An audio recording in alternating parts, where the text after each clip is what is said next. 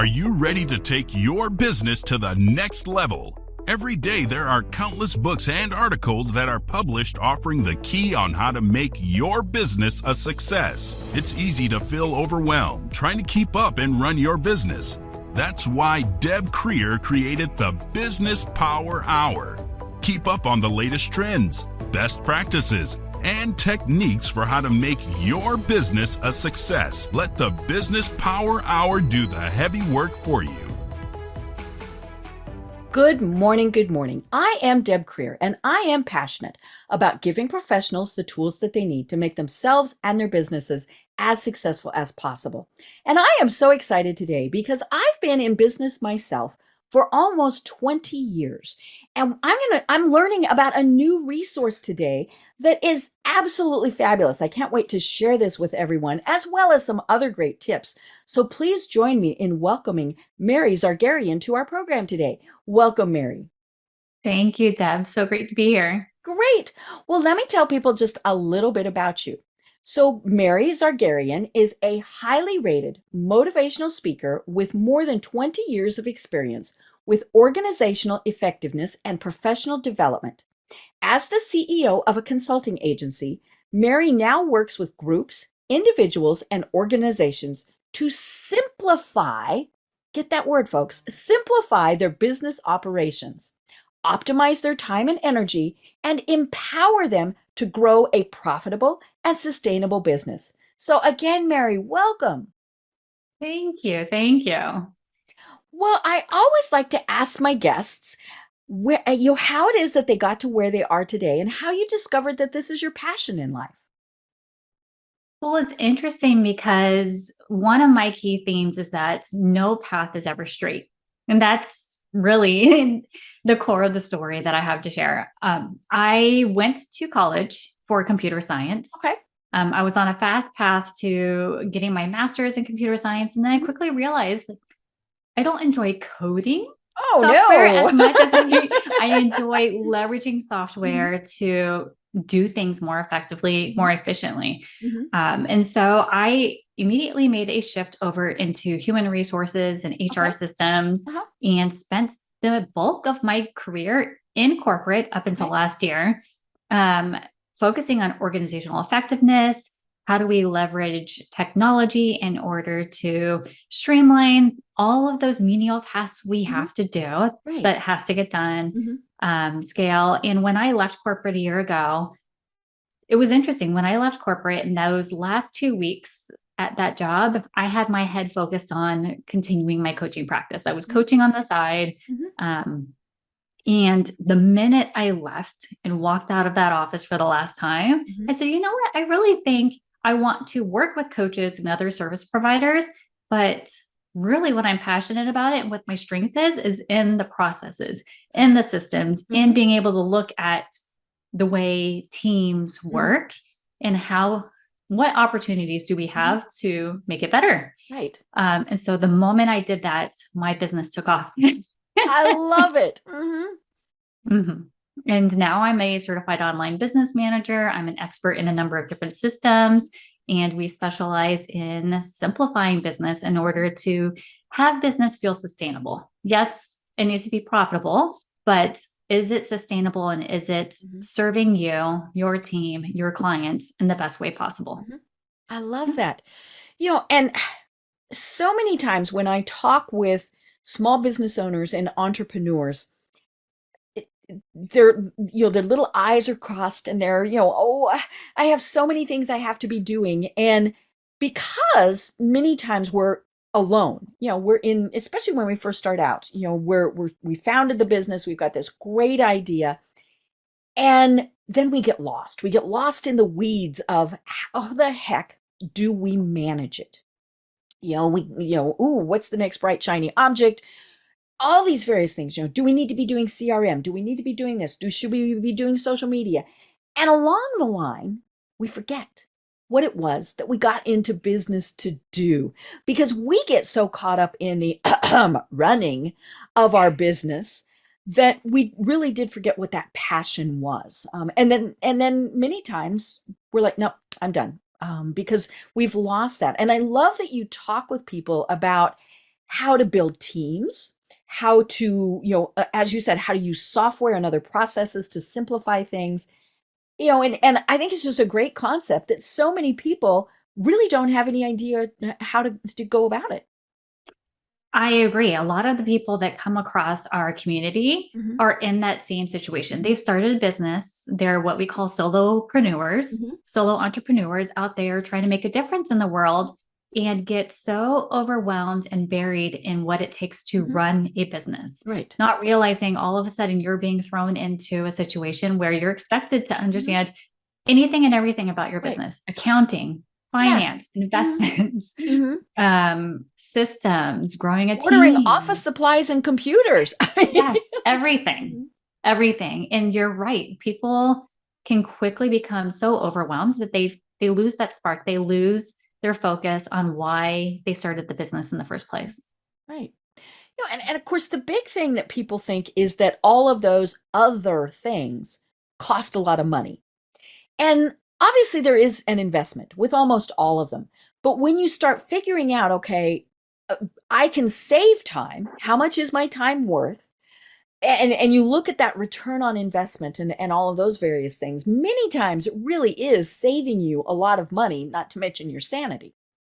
It is. And actually research has shown that if you leverage systems, and it doesn't have to be complicated, it doesn't have to be a $500 investment every month. That's a lot for someone just getting started. If you leverage systems and automate some of those everyday repetitive tasks, you can save 10 to 50% of your time. Right. And I like to ask people, like, what would you do with an extra day in your week? A day, a whole day. A day, at least, on average. And so would you spend the day doing other things in your business that really energize you and motivate you? Would you spend a day serving your clients in a different way? Or would you spend the day taking care of yourself and doing to go to the beach? Would you spend time with your kids? Whatever. Whatever it is that you often find yourself saying, oh, if only there was more time. Right. And the automation of things really is something that I think so many people never even stop to think, what can they automate?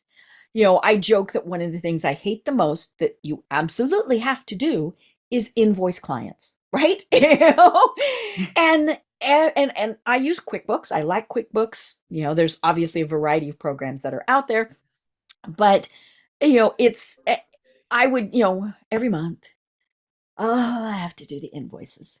And bless my clients, there were times where they would contact me and say, you didn't invoice me for last month. And like I said, bless them, because they could have just said, okay. But it really was just one of those tedious things that took a big chunk of time. And then I discovered I could automate. And like I said, I've been doing this a long time. So, sometimes I'm a little hard-headed. And so once a month, my invoices, now, I obviously had to set it up, but my invoices merrily go on their own on the last day of the month. And, and my clients, because they're good, they're great clients, have them paid before sometimes I'm even thinking, oh yeah, did I remember to invoice? But what are some of the things that people never stop to think about that can be automated besides things like invoicing? The one that I feel like is a no-brainer, but obviously I've worked with a number of different individuals who weren't at that point in their business where they had something like this set up, is calendaring, scheduling meetings. It's interesting. I had a past colleague, even from corporate, reach out to me and say, oh, Mary, I'd like to catch up. Just 30 minutes while I'm on break this day. And I sent her a link to my scheduler. Right. Wow. How cool is that? I know. I had another coach that I worked with that was finding it challenging to get people on the calendar because they were sending emails back and forth. And you settled on something and it turned out that date was taken. Exactly. And so a simple scheduling tool, and it doesn't have to be something, again, that you pay for. Like, there are free opportunities out there to get something that meets the needs and sends a friendly reminder to whoever you're meeting with that, hey, we're meeting today. Just in case you don't have it, here's the link to join in. Right. Yeah, I mean, that is another one of the things that has done so much for me. You used the program to schedule when we were doing this recording. And like you said, there's free, there's paid. I need a more sophisticated version, so I use the paid version. But, it's one of those things, again, I love it because otherwise you're doing the, what about Tuesday at 2? Oh, Tuesday at 2 doesn't work. Well, how about Thursday at 3? No, that doesn't. And you've got to, and pretty soon I'm thinking, I forgot why I was wanting to meet with these people. And then, and so, yeah, to be able to send a link and say, pick 2 dates, times that work best for you, or one, depending on, how you've got it set up, and boom. Now, of course, the other thing that is absolutely critical with this, folks, is you have to keep your calendar updated. Yes. Mine is tied into my Gmail calendar. My producer for this program has access to that. And I put everything on it, personal and business. If I've got appointments that are, like a doctor's appointment or something, it's very important that it's on that so that it's not, I don't schedule something else on top of it. And so that is the absolute critical piece. And that's still kind of the manual labor part. But yeah, I mean, I don't even know how much time it has saved in just the fact that we're not doing the back and forth emails anymore of, would Tuesday. And the really funny thing is every once in a while I have somebody that doesn't want to use it. And I'm like, why? And I don't understand, but yeah, I mean, there's some great programs out there.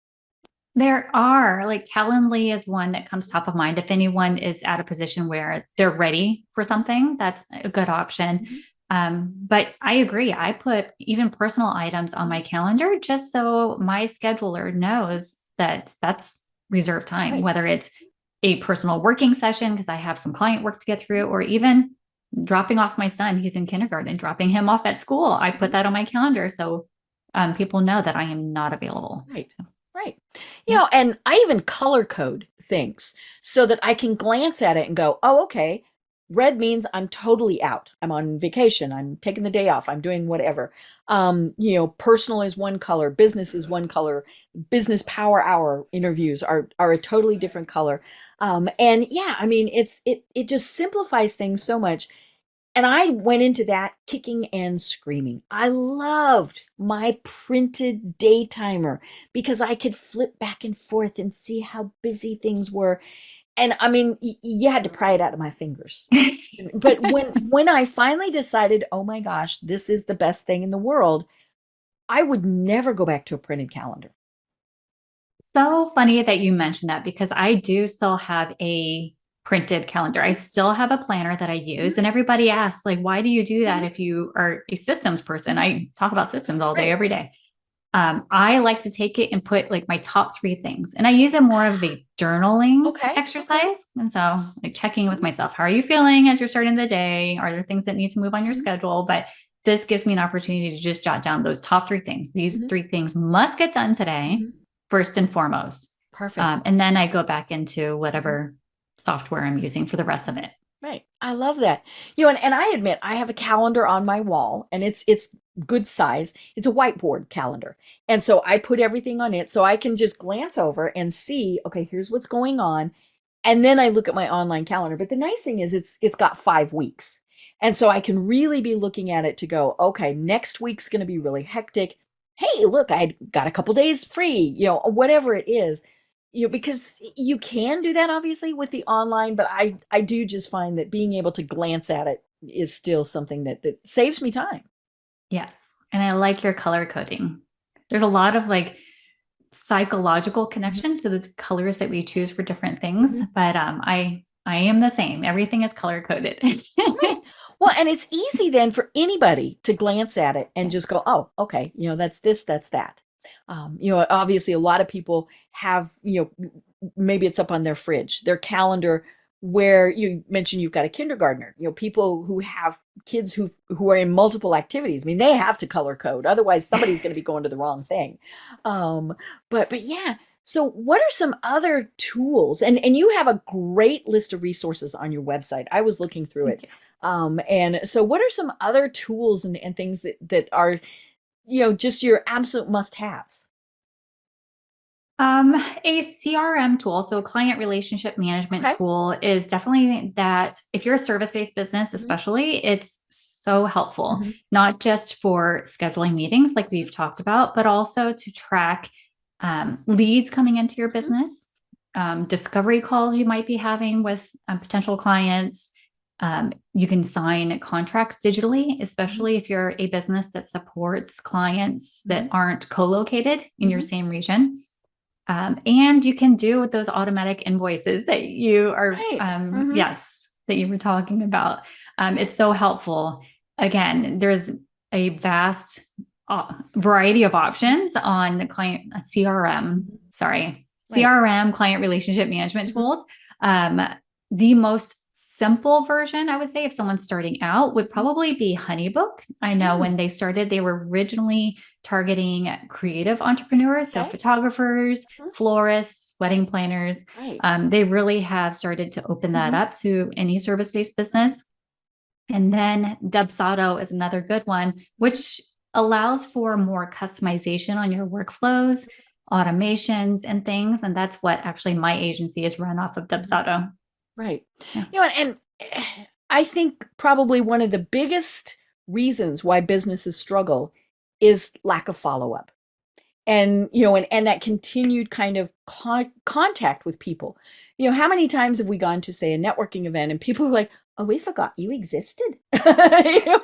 And how easy would it have been to have, an email that went out once a month, once, whatever, with your newsletter, all of those various things. Now, clearly you have to provide the content for it, but, in some cases, it really is completely automated. Maybe you met somebody at a conference. Okay, they get it was great meeting you type of thing. And then hey, here's something that you might find valuable type of thing. All of those little drip things that just kind of keep you top of mind. Yes, I agree. And actually, that's a great example that I was also thinking about is if you're at an event and you get to meet someone in person, when you get their business card, which, by the way, always ask for a business card so you can follow up and connect. On the back of it, just jot down a couple of bullet points, couple notes, and then put them into your tool like Dubsado or HoneyBook and put a little tag on there and say networking, something as simple as that. And then you can have a rule or an automation set up that if somebody is entered in and has networking tagged to them, follow up within a week. Right. Send them an email and say, it was so great to meet you at this event. And want to make sure we stay connected. It can be something as simple as that. And yes, that automation, that nurturing of that new relationship is so important. And it actually will help differentiate you by up to 40%. Yeah. Right. Yeah. Because the other people aren't following up. And long ago, when people went to sales trainings by Dale Carnegie, one of the things that they were told were recognize people on special dates. And so if you know their birthday, if you know their anniversary, all of those, that's why Facebook and LinkedIn have those notifications. It's just a little way to ping.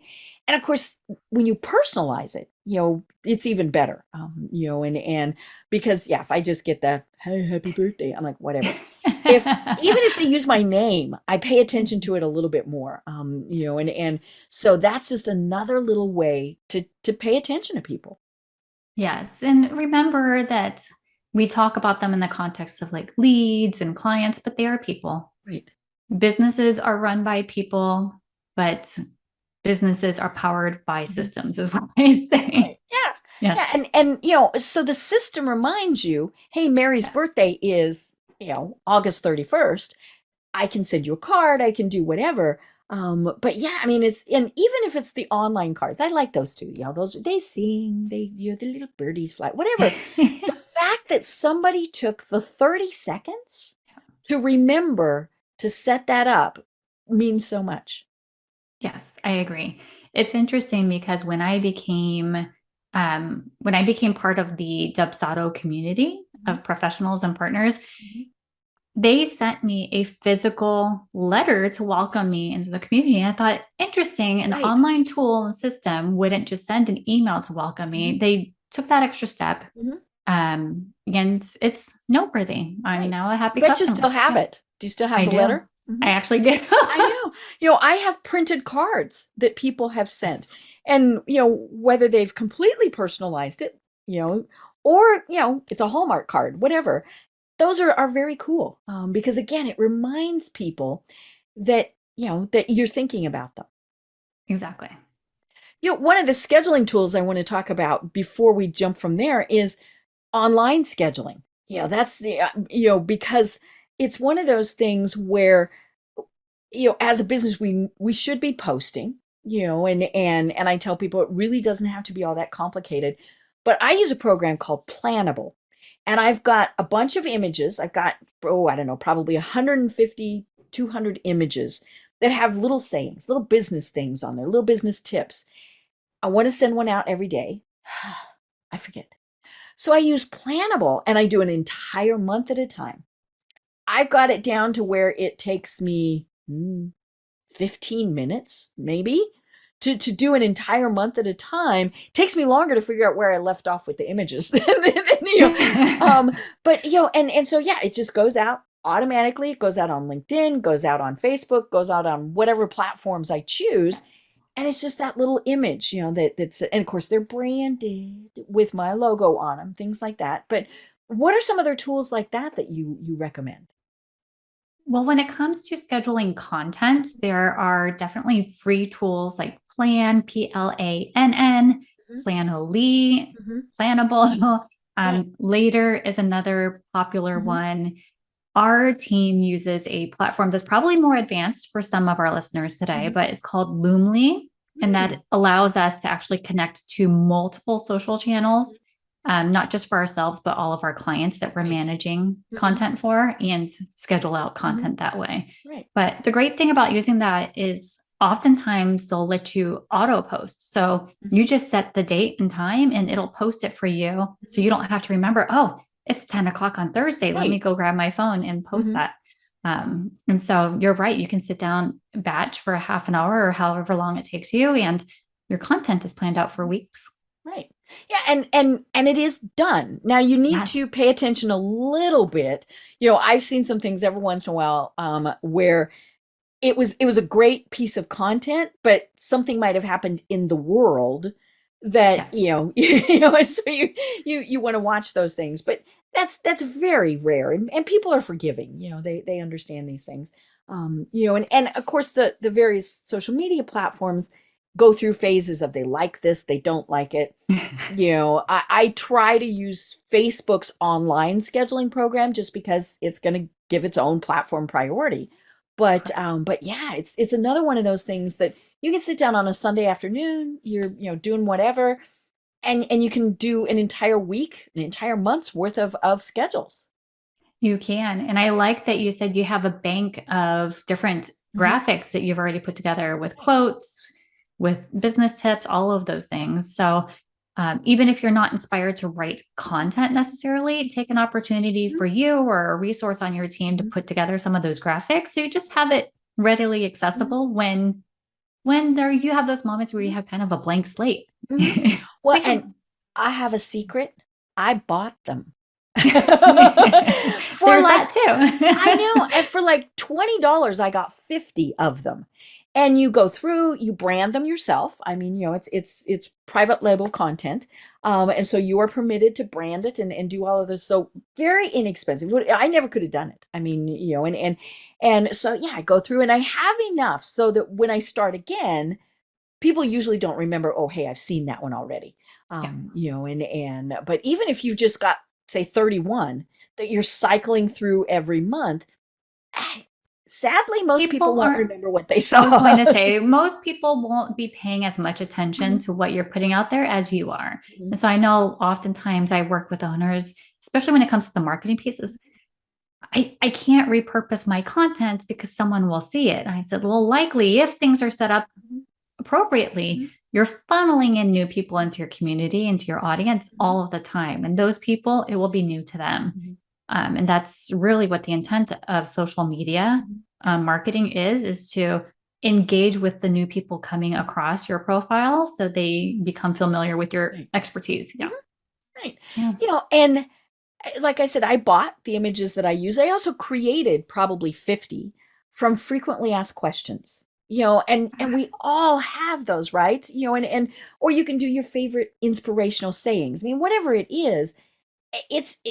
people just, again, it's just another little, hello, I'm here type of thing that you're doing. Yes. I like all of those ideas. Mm-hmm.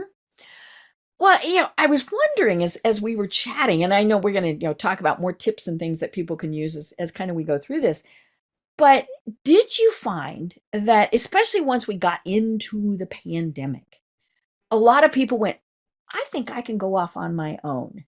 So did you find an increase in people who pivoted from going to an office 9 to 5 or whatever it was that they were doing and starting their own business? Absolutely. I myself am one of them. Mm-hmm. I would say not intentionally. Well, when I had my son 5 years ago, it was always part of our plan that by the time he went to elementary school, one of us would be more accessible to him. Right. My Mm-hmm. husband and I, we live in the San Francisco Bay Area. Mm-hmm. So our commutes into our corporate offices mm-hmm. are 2 hours each way. Ugh. Yes. And that doesn't provide much opportunity mm-hmm. to be available mm-hmm. to your kids. And so I knew I wanted to make a change, and I've been working towards that mm-hmm. over time. But yes, they're calling it the Great Resignation. There's a lot of people who are realizing that through this pandemic, they've been reconnected with mm-hmm. what they truly value mm-hmm. And what they want out of a career. And oftentimes that career isn't necessarily the driving force right. behind mm-hmm. their decisions anymore. A lot of people were dependent on that quote unquote steady paycheck. And I have my own personal thoughts paycheck, on that, insurance. I mean, all of those things, those are, especially if you have a family, that's you kind of need those. Kind of. Correct. Mm-hmm. Correct. But we made sure as a family that if this was something I was going to do and invest mm-hmm. in going full time into my business, that we were financially set up in other ways as a family. So mm-hmm. I'm not going to say like we just made the decision and overnight it mm-hmm. happened. It took some time. Mm-hmm. But there are a lot of individuals, especially I would say mothers in particular, who are leaving the typical corporate mm-hmm. 9 to 5. Mm-hmm. Actually, corporate is more like 7 to 7 these days. And I love it when people say, you have to have a work-life balance. No. Because to me, balance is 50-50, right? That's the only way things balance. And nobody has that. Yes, right. And that's a misconception. It's more like work-life integration is mm-hmm. how do you want to have work be a part of your life, but mm-hmm. integrated into the way that mm-hmm. you're supporting the lifestyle mm-hmm. you want to have. Right. But yes, there are a lot of individuals leaving a corporate office mm-hmm. and starting their own businesses. Mm-hmm. Taking the expertise they have from their corporate careers and doing it for themselves mm-hmm. or with a partner, for example. We're seeing definitely a big trend in that mm-hmm. direction. Right. And for so many people, and you mentioned this kind of at the start, it was a side gig that they were doing. And, and I think people realized, I could probably do this full time. Yes. Yes. And same with me. For 3 years, I was a coach on the side while I was doing my corporate career. Mm-hmm. The moment I left, I realized I can do this full time, and mm-hmm. it doesn't have to be the way that I originally envisioned it 3 years ago. It can be different mm-hmm. and good. Mm-hmm. Not that I envisioned it not to be good, but so I became a certified online business manager mm-hmm. within my first month or two of being full-time in business. Just to solidify the expertise that I have with mm-hmm. my corporate career. Yeah. Right. So that's what I had never heard of. I mentioned at the very start that, there was something that, being in business 20 years, I'd never heard of. And that's an online business manager, which sounds really cool. And you've got great information. So tell us about what that is. An online business manager, and it goes by different names in the online space. There's mm-hmm. director of operations, there's operations team leads, but an online business manager essentially steps in and helps oversee business operations for you and your business. Mm-hmm. Especially if you're a solo entrepreneur and you're looking for a partner in business, not necessarily a business partner, but someone who's equally invested in your mm-hmm. business performing well. Mm-hmm. An online business manager can come in and help with systems, project planning. All that stuff that we go, yes, I don't want to do. Exactly. Exactly. Mhm. All of those things, we come in and those are things that we actually enjoy and we're good at. We develop deep expertise in how we can do that well for your Mhm. business. So we have a number of retainer clients who Mhm. pay for just ongoing monthly support, and we act on behalf of their team. We lead the team calls, we're Mhm. managing their projects and whatever systems they're using, we're integrating their systems and being a voice to bounce Mhm. ideas off of when it comes to changes in their business direction. Right. Yeah. And it is different than a virtual assistant, and I think especially, for many people, we are familiar with VAs. I have a VA. That my producer is a VA. We've been together over 4 years. Never met her in person, but absolutely fabulous person. Otherwise, I wouldn't be with her for 4 years. She keeps me on track, all these things. But she has a very specific job description that she does. She is the producer of the show. She's got a job description, all those various things. And how is, it is different than an OBM. So tell us kind of more of that information. I would say if you think about it in the context of any work environment, a virtual assistant is someone who is an individual contributor. There's somebody who's Mhm. waiting to be delegated work to be Mhm. told what needs to be done, Mhm. when it needs to be done, and Mhm. how. And they take direction very well. They're good Right. at their jobs and they're Mhm. good as support Mhm. resources on your team. Mhm. An online business manager truly comes in and acts as a manager. So they're going to be the Okay. ones helping you with strategy and helping Mhm. you see things that are Mhm. potential blind spots. They'll be more consultative in your Mhm. business and helping to manage the Mhm. resources effectively. So whether it's systems and projects Mhm. or managing the team and handling like team and personnel issues. Mhm. So think of them as your operations partner, your HR manager, Right. Kind all of of those whatever you things. need Yeah, in that realm. Mhm. exactly. And of course now we really have figured out that we can do all this virtually and remotely and all of those things. And so to have that business manager wherever they are is pretty much, pretty easy to do. It is. Most of our clients, I only have one client that's co-located here with me that we Mhm. are an online business manager Mhm. for.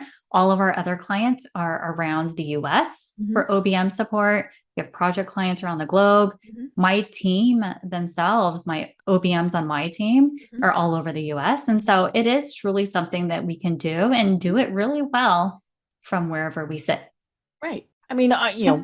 clearly we take into account what the time zones are. I was talking to somebody the other day who's primarily works with people in the Middle East, and he said so he works at 3 in the morning.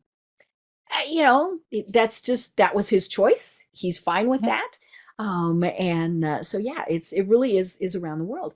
Now you mentioned that you're certified. So tell me more about, what the distinction is. There is, so her name is Tina Forsyth. Mhm. She is the founder of the Online Business Mhm. Manager program and certification. But it's the International Association of Online Business Managers, Mhm. IAOBM is Mhm. her organization. And you go through a process Mhm. of training on different aspects of a business, whether it's marketing, setting up funnels, Mhm. whether it is client experience, Mhm. project management. And then you go through a 1 week certification process. You're Ah. testing, they're throwing Mhm. case studies and scenarios at you, and you have a limited amount of time to respond. And a panel reviews Mhm. how well you handled that situation, both from Mhm. a interpersonal Mhm. relationship and how well did I communicate, present my Mhm. thoughts and ideas, as well as a technical perspective on is this the right system? Mhm. Are these the right processes to be recommending for this Mhm. specific business case? Right. And I mention that because, people who are listening or watching the program might want to do it. But more importantly, we might need to use the services of someone. And so it's kind of nice Yeah. to know that they're certified. Yes, it's probably going to mean that there's a higher fee that you are paying, but you're paying for that knowledge. Yes. And it's just like, if somebody says, well, I'm a business coach. Okay, what does that mean? I'm a certified business. Well, that's very different. Yes. And so, to me, it's always worth finding out, what the certification is and what that entails, because it does mean that there's a different skill level in many cases. Yes. And as certified OBMs, we have access to a community of all of us who are graduates. Um, Tina directly, she helps lead regular calls and communication with us. And my own team, I have certified OBMs on my team, and we have our own community among us where we're constantly knowledge sharing, sharing best practices, and helping each other solve business problems for all of our clients. Yeah. Right. I love that. So how does somebody decide, okay, I've had a VA, now do I need an OBM? I mean, how do they make that distinction? I say if you are at a point in business where you're ready to grow or scale your business and your VA may be doing really well, such as the case is for yourself, but you're looking for someone who truly can step in and be more consultative with you, help you see the blind spots that are in your business, help you implement things in your business that give you that reaction of, ugh, I have to do this now. I know. I know a lot of individuals who are brilliant visionaries. They are wonderful in how they show up to support their clients. But when it comes to systems and technology, they're tech adverse is what I call them. I coined them. Yeah. And that's okay, because that's a signal that you're ready now to find someone who thoroughly enjoys and is an expert in those things that you don't want to be buried in your business with. And so that's a good opportunity to reach out to an OBM. And we have had individuals reach out to us and say, okay, I have a VA or I have a resource on my team. I think I'm ready for a partner to help me manage all of this now. But we have people who are nervous about ongoing long-term commitment. So we've even created an offer in our business called a CEO Accelerator. And it truly is a 3-month experience of what an OBM can do for your business. And in 3 months, we help optimize your systems. We help put together hiring plans and onboarding structure for your business. And we help document standard operating procedures in businesses. A lot of businesses know what an SOP or standard operating procedure is, but admittedly do not have them in place. And so we do that for them. And of course, the value in hiring a VA or an OBM or anybody like that is when you reach that level where you need that assistance, but you don't need a full-time employee.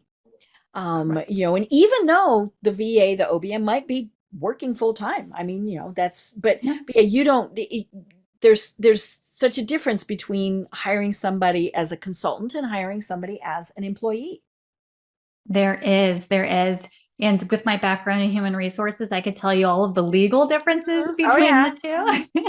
Especially here in California, we're the most strict when it comes to employment law. But it is nice if you're at a point where you're on the fence about whether you need a contractor or a full-time employee. If you're not sure about the difference between the two, that's also something we can help consult on, is to help evaluate what's that right next resource for you and your business. And I do encourage people, when they reach that stage, you do need to check those laws out.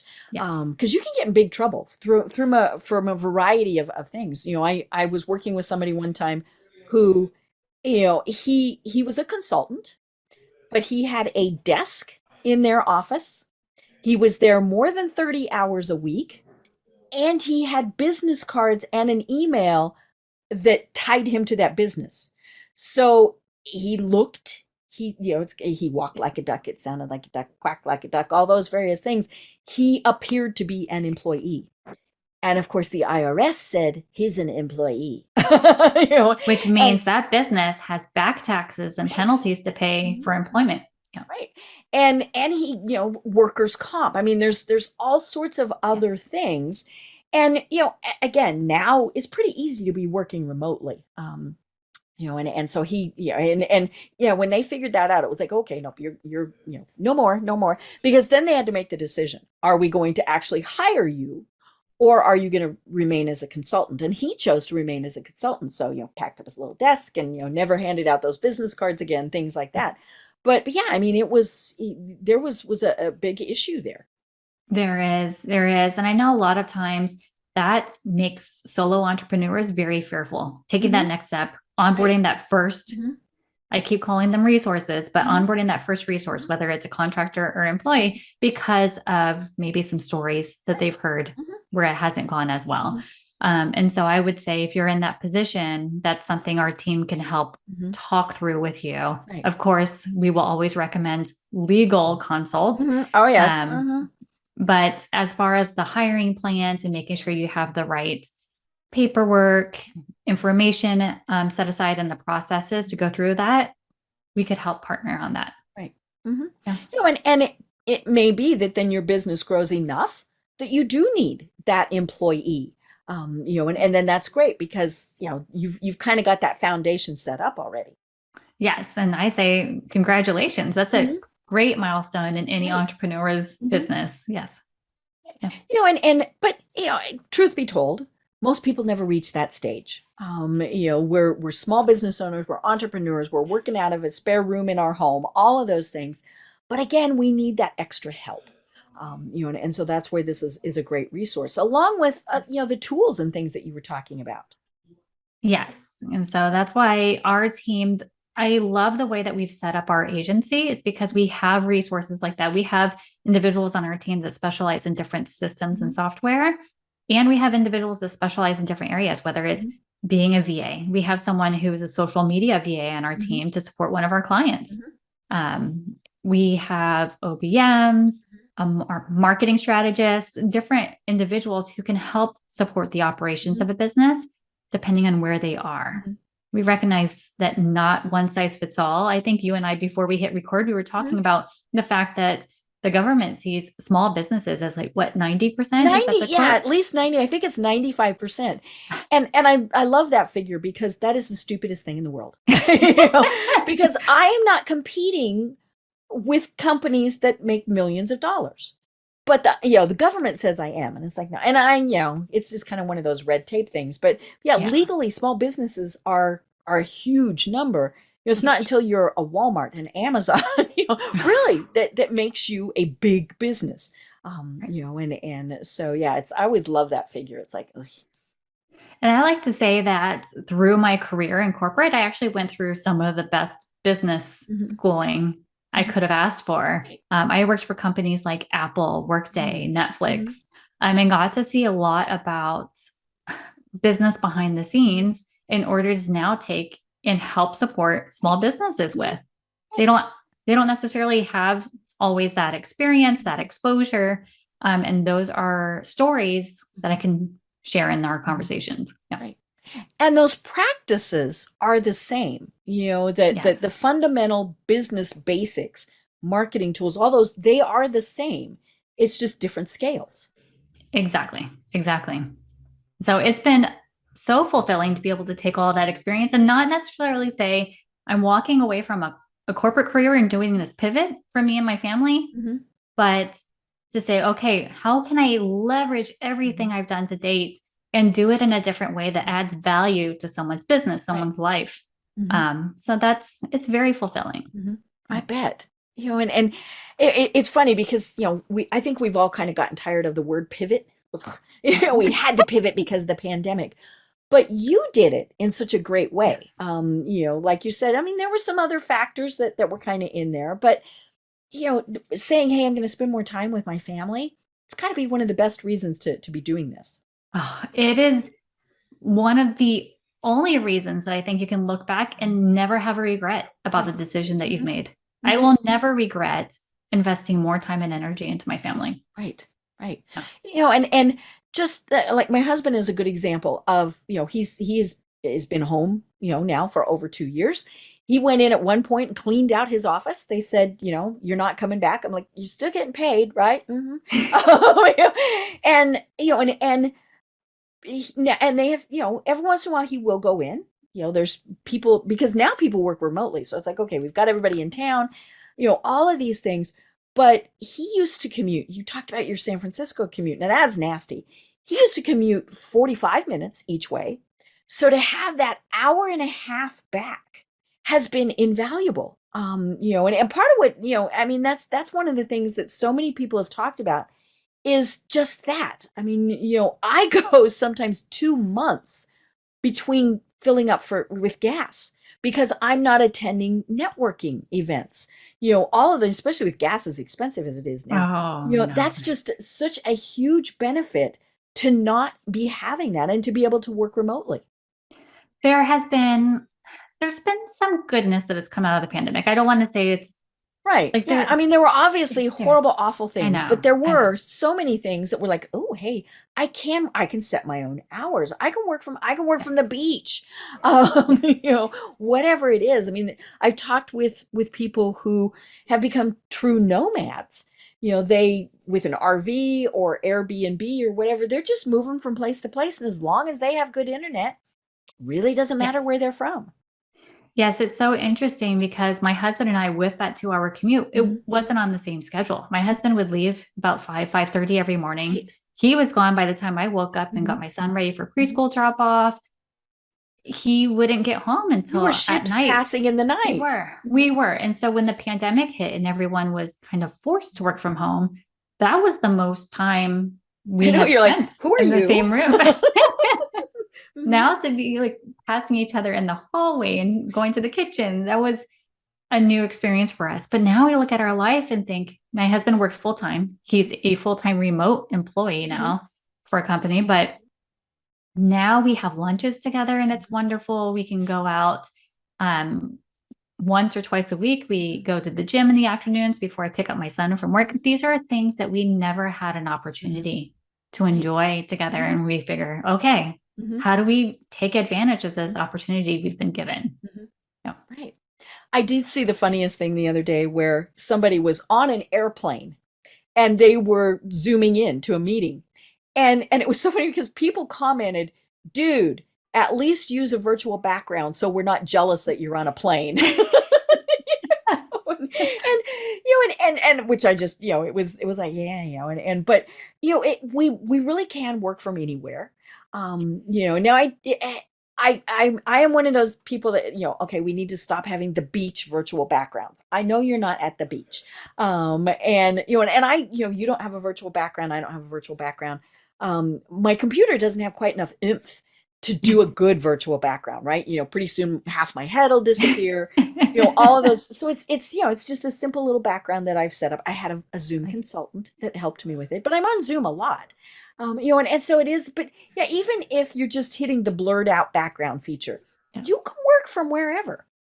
You can. And in fact, we picked up and we worked from Hawaii for a week through an Airbnb that we rented out there. We've worked from Utah and different places. And again, we're trying to take advantage of this opportunity to the fullest and recognizing that we don't want to take it for granted and assume that this is the new normal and that it will always be this way. But we have worked hard and used every opportunity presented to us to take full advantage of it. Right.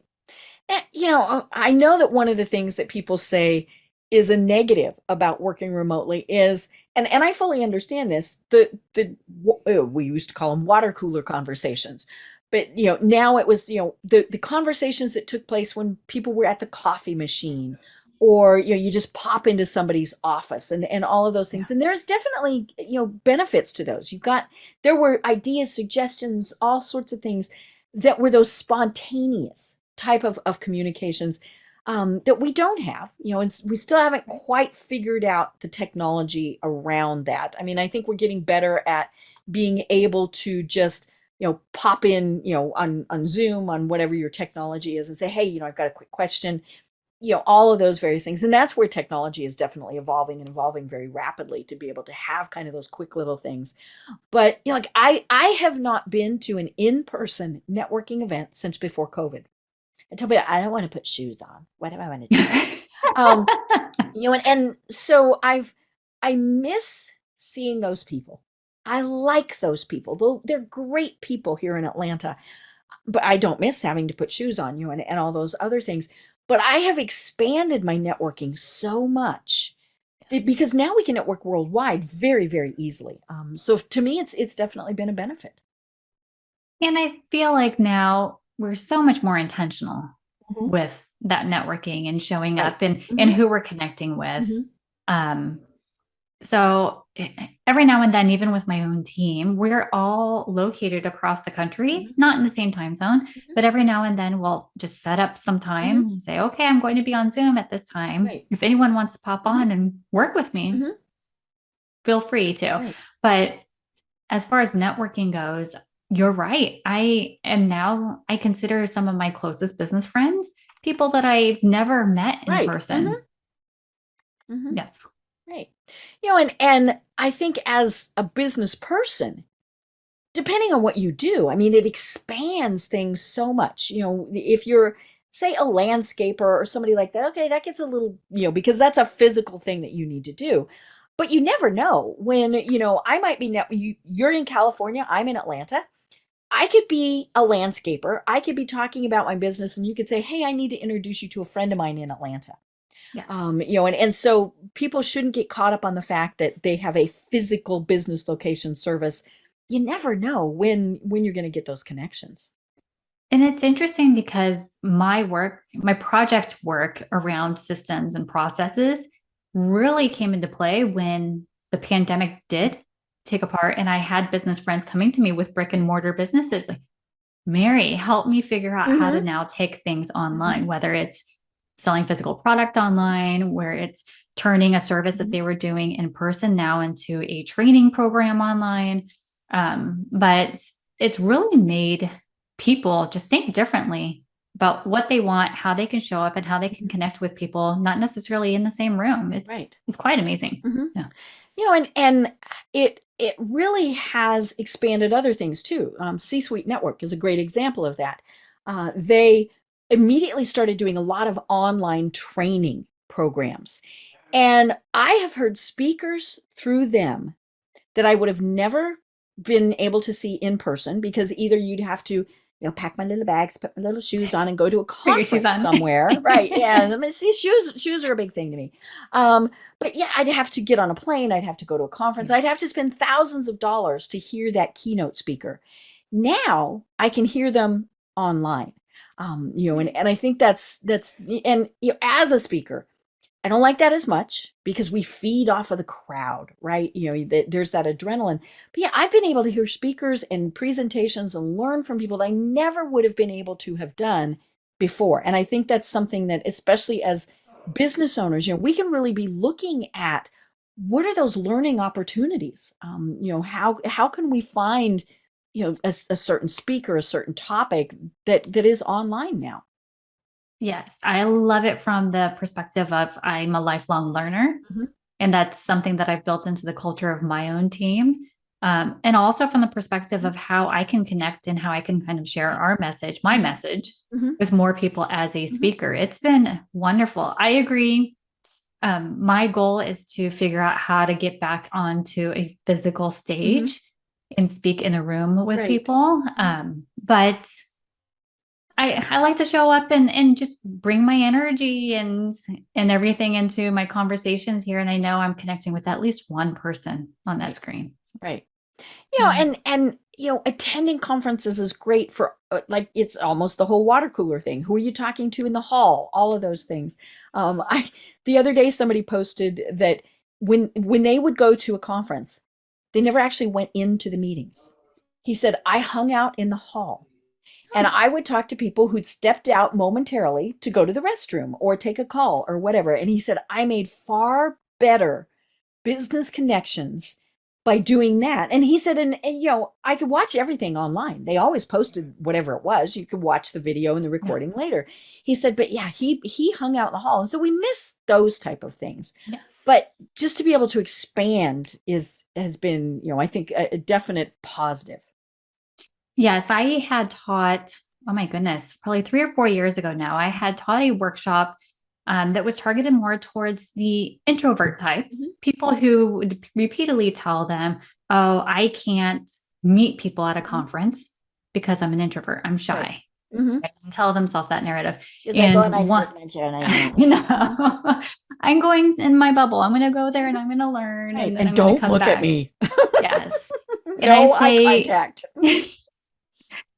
The most simple tip and advice I had for them was when you're waiting in line for that coffee or your lunch, like just talk to the person next to you. Introduce yourself. What do you think? Mm-hmm. Yeah. How was the event going for you? Like what sessions have stood out for you and why? Like drum up conversation casually when there's not the pressure of, oh my gosh, now I'm in a networking mixer, or now I'm expected to pick up the microphone and ask the presenter a question. It doesn't have to be a big, overwhelming, scary thing. And that's pretty much the motto of anything that you're approaching in life and business is, what's the most simple thing I can do to get started today? Right. And now when we're on an online whatever, and, it's so easy. I mean, I have 2 big monitors. So I'll have the meeting going on one, and on the other, I've got my LinkedIn open. And so I just start going through and, sending a quick note to everybody that's there. Hey, I hope you're enjoying the whatever presentation as much as I am. I'd love to connect with you on LinkedIn. And I'm making far more connections than I would have if we'd been physically at those places. So smart. Through one of those connections on LinkedIn, just that side conversation, just like that last week, someone referred me to a system called Alignable. Yes. Yes, it's new to me. So again, it's another resource I'm checking out, because if it can help me and my business, if it can help our clients that we support, then I'm all for it. So I've been exploring that a little bit more and how it can benefit business networking. Right.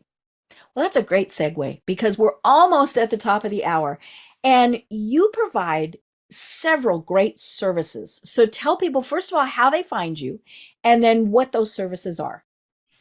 Yes. So we're Zargarian Consulting. You can go to zargarian.org. It's spelled like it's pronounced, but ZARGARIAN.org. And we provide a number of different services. We have templates and trainings that are available to people, and that's a growing library. We have... I downloaded a couple. Great. We have project partnership that we offer. And so maybe there's something happening in your business where you say, this is great, Mary, but I just want you to do it for me. We can do that. And then we provide what we call our done with you services, which is more of that online business manager. We come in and truly integrate into your business and your team and help you manage all of the things that make you go, ugh. I know. It's that ugh factor, right? And I go, ugh, and you go, ooh. And exactly. So we have a number of different service options to meet you wherever you're at right now in your business. Right. And I mentioned your resource page. I mean, that you've got all of these great tools. We were talking about time saving, automating, all of those various things. You have some great resources listed.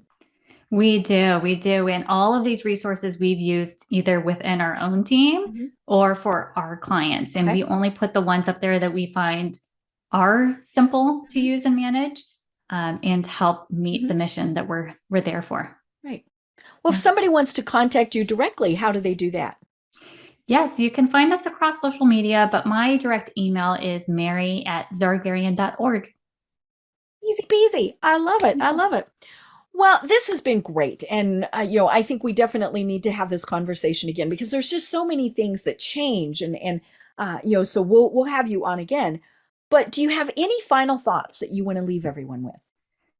I say keep it simple, no matter where you are in business. By asking yourself that one question I mentioned is, what is the most simple step that I can do next in business? I think always asking yourself that will always serve you well. Great. I love it. Well, I am Deb Crm. I've been having an absolutely delightful discussion with Mary Zargarian. And until next time, everyone have a great day. Tune in for our next program for even more trends, best practices, and techniques for how to make your business a success. The Business Power Hour, hosted by Deb Crm, is proud to be part of the C-Suite Network.